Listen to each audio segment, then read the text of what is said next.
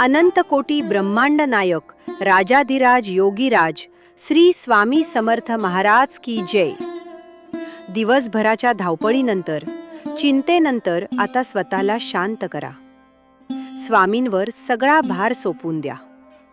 स्वामी म्हणतात, चिंता कशाची करतोस? जे होणार आहे ते माझ्या इच्छेनेच होणार आहे. जर मी तुझ्यासोबत आहे तर जगातील कोणतीही ताकद तुला हरवू शकत नाही. रात्री झोपण्यापूर्वी स्वामींचे आभार माना की त्यांनी आजचा दिवस सुखात घालवला आणि उद्याचा दिवस आणखी सुंदर असेल. स्वामींच्या कृपेने तुम्हाला उत्तम आरोग्य आणि मनशांती लाभो.